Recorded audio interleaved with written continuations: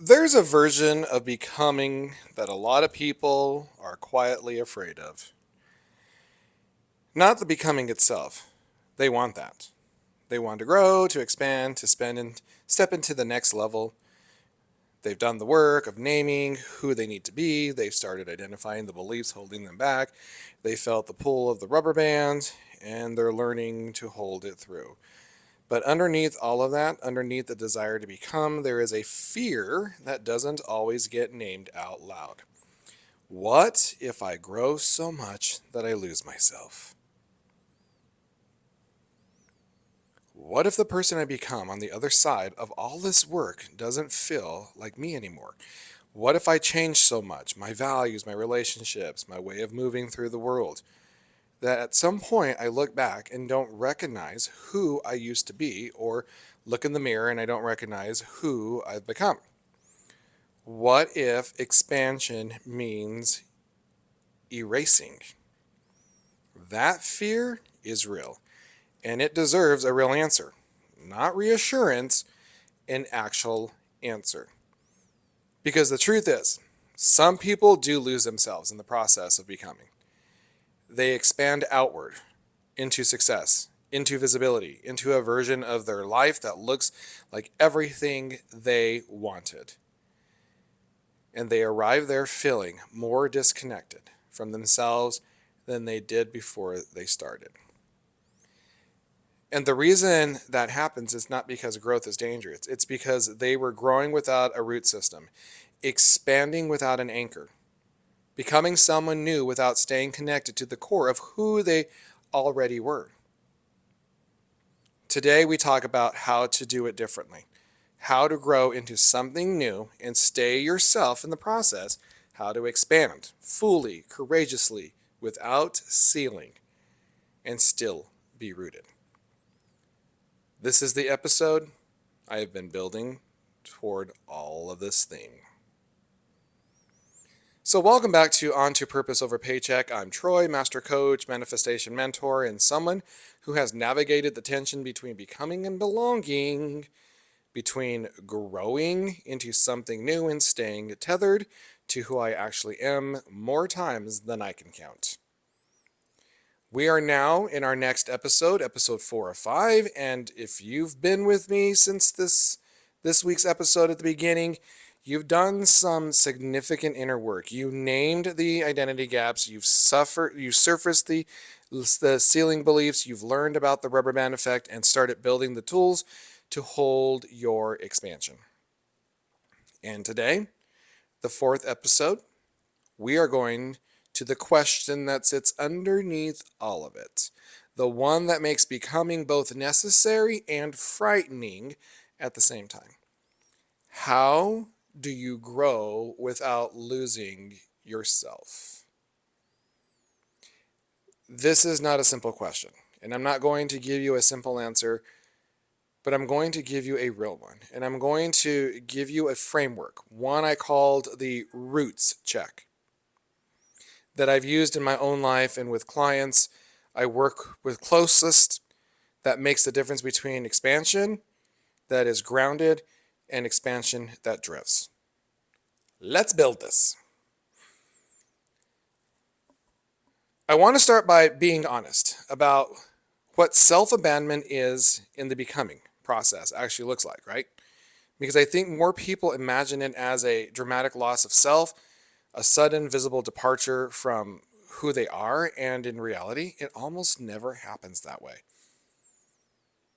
Self-abandonment in growth is almost always gradual, incremental. It happens through a series of small compromises, each one individually justifiable, each one made in the name of the next level, that add up over time to a version of you that is achieving things you once wanted but doesn't feel like you anymore. Here's what it looks like in practice. You start building your business and you notice that a certain kind of content performs better, louder, more controversial, more attention grabbing than your natural voice. And you lean into it because the metrics reward you for it. And at first it's a small adjustment, but over months, the adjustment becomes the default. And one day you look at what you were creating and you don't quite recognize yourself in it. Or you step into a new level of success and the people around you at that level have a particular culture, a particular way of speaking, of defining values, of relating to money and status and time. And you absorb the culture because belonging at the new level feels important. And slowly the absorption changes how you think, how you talk, what you prioritize. And the values you said you were building toward start to feel like quaint artifacts of who you used to be, excuse me. Or you become so oriented toward the destination, the goal, the outcome, the version of success you're building toward, that the journey stops being inhabited. You're executing, not living, producing, not being. And you arrive somewhere good and feel nothing because you were not present for the getting there. Those are the shapes of self-abandonment in growth. None of them are dramatic. All of them are real. And they share a common thread. In each case, the person was expanding outward without staying connected inward. They were building a new self without maintaining a relationship with the existing one. Growth without that connection is just drift with better branding.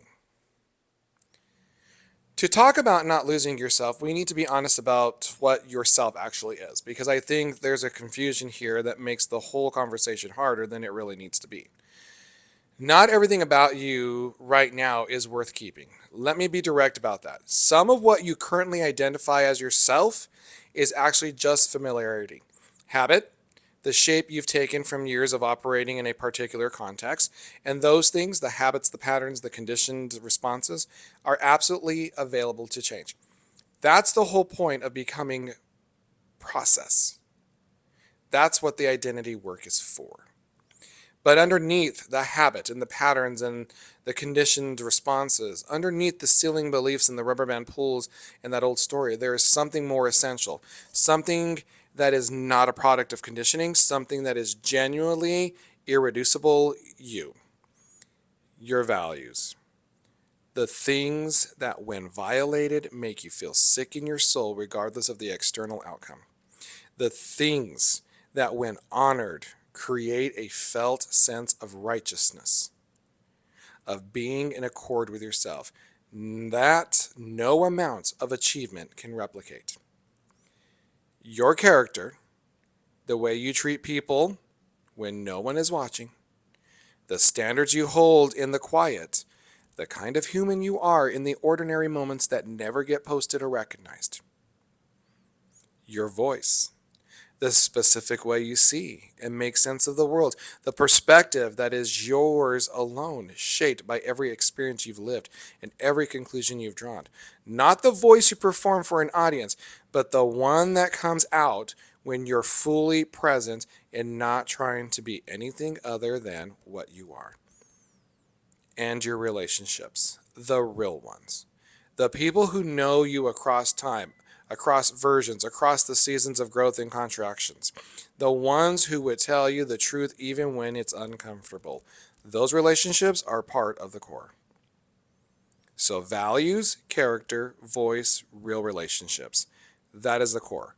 That is what must not be abandoned in the process of becoming. Everything else, the beliefs, the habits, the patterns of ceilings, everything else is available for transformation. The work of expanding without self-abandonment is the work of knowing the difference and being willing to let everything that is not essential be changed while holding both hands the things that are. I want to name the 3 specific traps that most commonly turn expansion into self-abandonment, because naming them is how you stop walking into them. So expansion trap number 1, shape shifting to fit. This is what happens when you start adjusting your voice, your values, your vision, not because you've genuinely grown into a new perspective, but because you're trying to fit into a space that wasn't built for who you actually are. You're not expanding into yourself, you're contracting into someone else's version of success. The tell is this: shape-shifting feels like relief in the moment, the relief of belonging, of being accepted at the new level. But it leaves a residue, a quiet, persistent sense of of not being authentic. There you go. I'm trying to say the word here. Of performing rather than being. If you leave every high-level interaction feeling slightly more hollow than you when you entered it, check for shape-shifting. Something about how you showed up in that room was not fully you. Expansion trap number 2, proving your worth through output.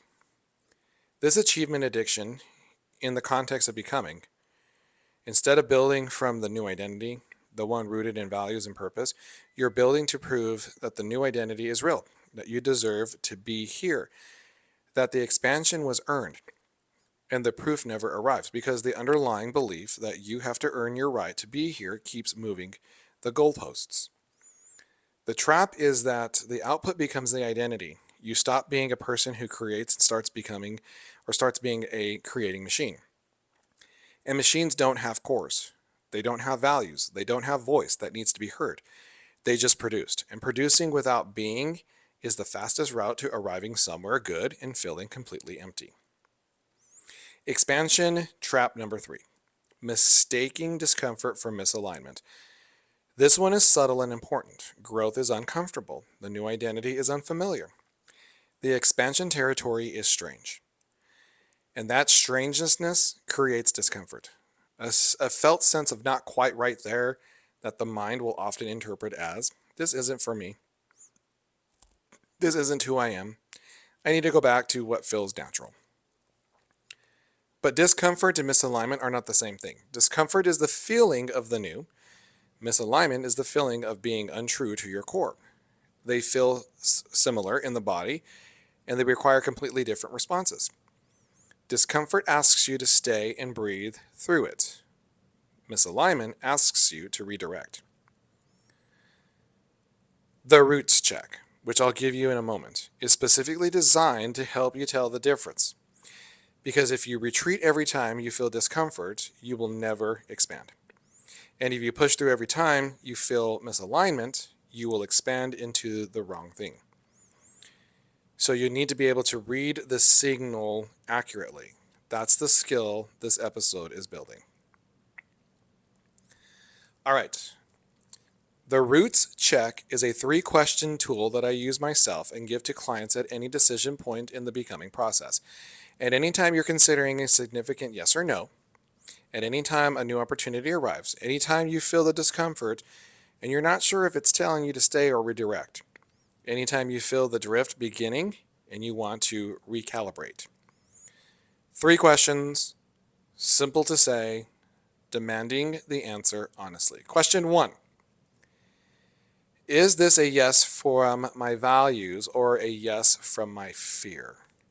Fear says yes to avoid loss, to avoid being left behind, to avoid the judgment of the people watching, to avoid the discomfort of saying no to something that looks impressive. Values say yes from vision and alignment, because the thing is genuinely constant with who you are and where you're going, regardless of how it looks from the outside.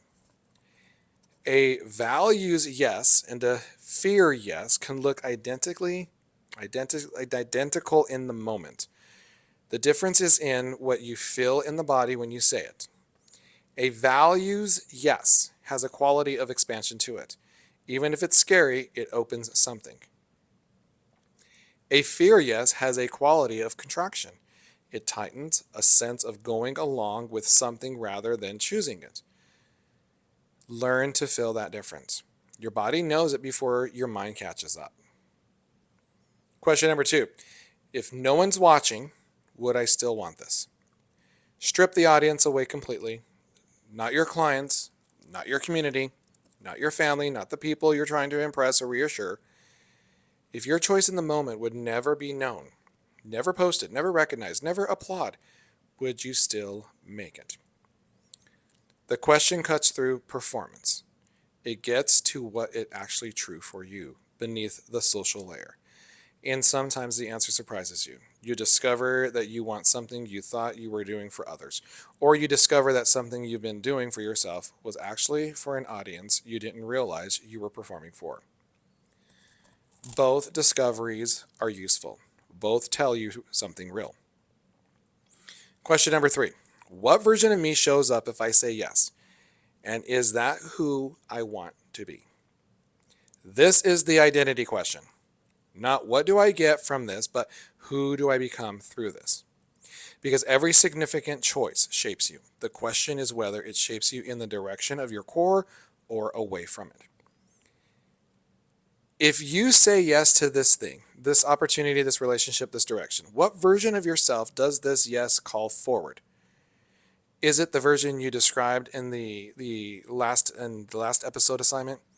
The one rooted in your values, moving in the direction of your purpose, becoming more of who you actually are? Or is it a version that requires you to compress, perform, or abandon something essential to make it fit? The root check is not a formula for avoiding risk. It's a formula for taking the right risks, the ones that expand you toward your core rather than away from it. Discomfort in the direction of your values is growth. Discomfort in the direction away from your values is a warning. Use the check and trust what it tells you. I want to tell you something personally, not a coaching story, something from my actual life. The season where I made the biggest leap in my work, where I fully stepped into the coaching practice, started building the platform, started showing up publicly in the way I had been quietly preparing for, that season was also one of the most disoriented periods of my life because growth at that scale changes things. It changes how you see yourself, how you spend your time, what feels urgent, what falls away. It changes the textures of your daily life in ways you don't always anticipate. And in that season, in the middle of all the change and expansions and identity work, the thing that kept me rooted was Cody. Not because he kept me from changing. He didn't try to do that, and I wouldn't have wanted him to. But because he knew me before the expansion, he knew the version of me that existed before the platform and the coaching practice and the public voice. He has a gift. If you know him, you know this. For seeing through whatever you're performing and just talking to the actual person. There were moments during the season where I was in danger of getting lost in the becoming, of starting to confuse the version of me I was building publicly with the version of me that actually existed, of performing the next level Troy so consistently that I started to lose track of just Troy. And Cody, without making a big deal, without a dramatic intervention, would just be there. Ask a real question. Make me laugh at something ridiculous. Remind me of something I cared about that had nothing to do with any of it. And in those moments, I would feel myself come back. Not back to the old version, back to myself. The core that wasn't going anywhere regardless of what the expansion looked like on the outside. I'm telling you this because I think we underestimate the role the real relationships play in the process, in the becoming process. Not the relationships that celebrate every win and validate every direction. The feel good, but they are not always the ones that keep you grounded. The relationships that you know, that have access to the version of you that exists before and beneath and beyond whatever you're building. Those relationships are the anchor. Protect them. Invest in them. And let them do the thing that only they can do, which is keep the core visible even when the expansion gets loud. I want to give you a phrase for what we're building toward. 2 words that I think capture it better than anything else I've found. Anchored ambition. Not ambition without direction. That's just restlessness. Not ambition without values. That's just appetite. Not ambition that runs so far in one direction that it loses the thread of who the person doing the running actually is. Anchored ambition.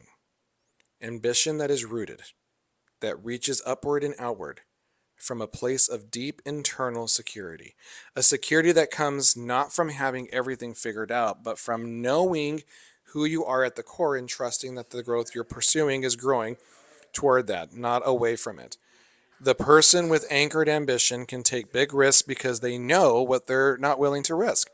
They can enter unfamiliar territory because they have a compass that works regardless of the landscape. They can grow into identities that their old self couldn't have imagined while still being recognizable, essentially themselves. They can say no to the impressive things without feeling like they're falling behind because they know that not every open door is their door. The roots check tells them the difference. They can navigate the expectations and projections of the people around them without being defined by them because their definition of themselves comes from the inside, from the values and the character and the voice, not from the outside in. They can expand fully without apology, without ceiling, and still, through all of it, be themselves. That is the version of becoming I want for you. Not becoming someone else entirely, becoming more deeply, more fully, more courageously yourself. That's what all of this has been building toward. So here's what I want you to take away from today's episode. You are allowed to want what you want. You are allowed to become someone your past self wouldn't fully recognize. You are allowed to grow past the ceiling, past the beliefs, past the old story, into the fullest, more expanded version of yourself. And you can do all that while keeping the core intact. The values, the character, the voice, the real relationships. Those don't have to be casualties of the becoming. They are the becoming, the anchor that makes the expansion trustworthy, sustainable, and genuinely yours. So your activation this week has two parts. Part one, define your core. Write down, specifically, not abstractedly, your three most non-negotiable values.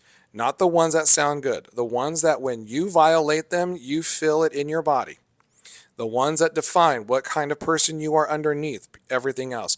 Write them down and keep them somewhere visible during the season of becoming. Part two, apply the roots check to one real decision you're facing right now. Something you've been circling. An opportunity, a yes, a no, a direction. Run all three questions on it. Is this a yes from values or fear? If no one was watching, would I still want this? What version of me shows up if I say yes? And is that who I want to be? Write the answers down and trust what comes up. All right, in our next episode, the final episode for this week's theme, and it's the one that closes everything, the one where we land on the truth that has been presented throughout every single episode of this week. You are already the person you're waiting to become. You've been all along. Please make sure you're following this podcast. Please make sure you share out this episode with someone who needs to hear this message, because when you share it out, you are helping that person become the person they've always wanted to be. Because they've been there and you can help them. They just need some support. Also, make sure you leave a rating and a comment. Let us know how this podcast is helping you out. What are you learning from it? What are your takeaways? I'd love to hear some feedback. So don't be afraid to share that out with us. All right. Also, check out my LinkedIn, which has all my Linktree, which has all my resources, all the things that I offer: coaching programs, workshops, master classes, ebooks, all that fun stuff. Everything is there. So check it out. I would really appreciate it. And also, I want you to know that I'm grateful for you. I appreciate you and I love you. And thank you for tuning in into today's episode. Again, like I said, hope you're taking away something from this entire podcast. With that said, I am Troy.